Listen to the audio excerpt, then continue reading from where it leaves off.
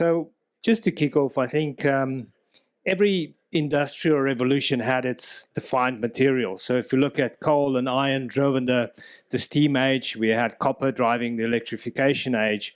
And today we have rare earths really driving this intelligence age. So AI, robotics, electrified mobility, and also defense systems. These are the quiet enablers of modern life. And all of these technologies really rely on a handful of magnet elements, which most people have probably not heard of. Good afternoon. My name is Jacob Deysel. I'm the CEO of Critica Limited. At Critica, we are building Australia's next rare earth powerhouse. And today I want to show you how our project, Jupiter project in Western Australia, is positioned to be the next Australian rare earth developer, and how it's the cornerstone of the magnet rare earth supply chain. Just a disclaimer there. In terms of the world is certainly facing this structural supply chain when it comes to rare earths. And rare earths is really in the center of this. Demand is surging at the moment. Forecast is shown to be sixfold and more by 2050, and I think that's probably underestimated. Yet the production and specifically processing remains highly concentrated, and this obviously leaves a lot of manufacturers and governments exposed. And this strategic vulnerability has resulted in the West rebuilding a supply chain, and Asia can absolutely participate in this. So we see OEMs are really advancing and moving further upstream. There's real dollars being put on the table to bolster this the supply chain. But there is a further problem, and as you most would know, it takes decades of longer to build a new supply chain unless you have the right projects, the project with the right scale, geology, and simplicity. And few projects meet all of those boxes, but our Jupiter project in Western Australia ticks every single box. Now, just to move on a little bit and talk about Jupiter. Now, for me, Jupiter really sets itself apart in the sense of three words: scale, simplicity, and speed. From a scale perspective, we're Australia's largest clay-hosted resource. But apart from that, we've got enormous growth potential. From a simplicity point of view, our flow sheet have shown and demonstrated that it works. It's a simplified flow sheet, meaning that we can very upfront reduce the mass by 95%, concentrate this rare earths into about 5% of the stream before we go to leaching processes. So that has a significant impact on the economics of a project like this. Now, if you combine that with exceptional low uranium and thorium, the fact that we are based in a safe jurisdiction in Western Australia, you've got a good recipe for a successful project here. And then lastly, on the speed, we are accelerating at the moment under my leadership. We've got 4 streams running at the moment through established laboratories, both in Asia and Australia, to produce our first mixed rare earth product. And that will move forward into pilot scale and then scoping studies. Now, if I put this just into numbers, our global resource, 1.8 billion tons. Our cutoff grade in most instances is twice that of our competitors. It's just absolutely significant in global relevance. But we've got a significant portion of that is magnet rare earths.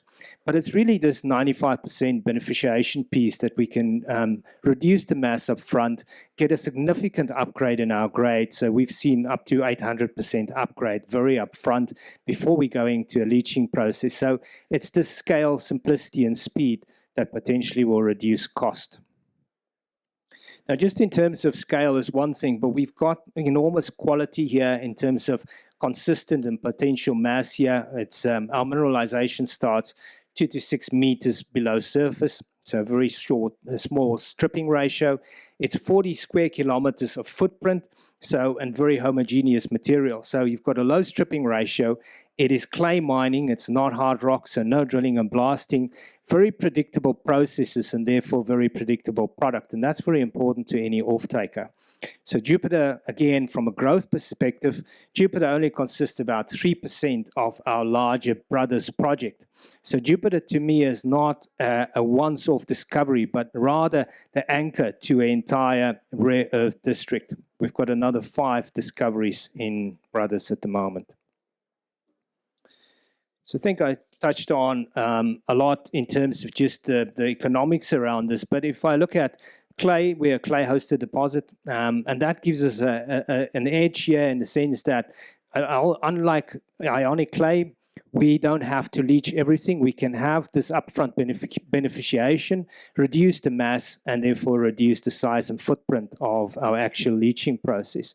A very simple process from that perspective. And apart from that, if you look at where we are located, native title have been extinguished, very low environmental risks, so ideal position in Western Australia to build a project like this. And from a beneficiation piece, as I mentioned, front section, very benign equipment using magnet separation as well as flotation. And by that, we reduce the mass by 95%, upgrade the grade by 9 to 10 times. And it's only 5% of that feed that then goes through our leaching process. So very significant reduction in footprint here that reduces, potentially reduces our capex. And also it gives a lower footprint, gives lower reagent, lower water use, and lower energy, and therefore the potential to have a lower OPEX here. And as I said, we are moving forward with our first mixed rare earth product production. Now, that's not all of it. Being based in Western Australia, Tier 1 location, we are infrastructure rich. We have pipelines, gas pipelines, power lines, rail, road that connects us to Geraldton Port, which is 250 kilometres from our lease area. But apart from that, we are in a proven mining jurisdiction. So very transparent approval processes, stable government, and a skilled workforce. Now, you can compare that to some of our competitors in South America. And then lastly, we are capital light in the sense that we have process facilities already established around us that could potentially be off-takers for our product.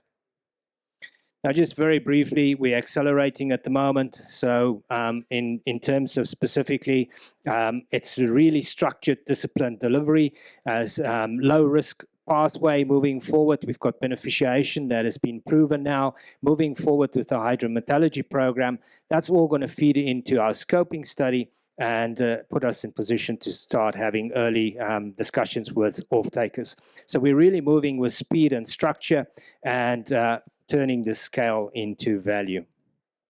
Now, just briefly, we're very investable. We've got solid shareholders that's been supporting us throughout this journey. Board, very strategic and commercial. And lastly, skin in the game from management perspective. But I think we are certainly, as far as I'm concerned, undervalued in terms of our peers and a very clean, investable structure. Now, we've got a very capable team. I'm very fortunate. I've got 3 PhDs reporting to me, so we've got a good understanding of the geology, a good understanding of the geometallurgy, so how this geology fits with our metallurgy. That's a perfect match in our case, and we're now adding that commercial piece. So really commercially focused, technically capable, and we've got a project that is execution ready. So just in summary, coming back again, I think Critica really sits on the right side of this new economy, this intelligence age. We will be supplying the magnet rare earths really that is powering AI, automation, defense, renewable energy and electrification. A global demand for secure, transparent rare earth supply at this moment in time is accelerating. The West need to rebuild capacity, and investors are specifically here in Hong Kong are absolutely have a unique opportunity to take part in the growth story of Critica and Jupiter. So Critica really sits at the center of the shift. We are Australia's largest clay-hosted rare earth magnet project. But apart from that, we're combining scale with simplicity and with the speed. And to me, anchors that next phase of Western supply chain development. Thank you very much for your time. I'm at booth 1 here, so please come and say hi. If there's any questions, please reach out.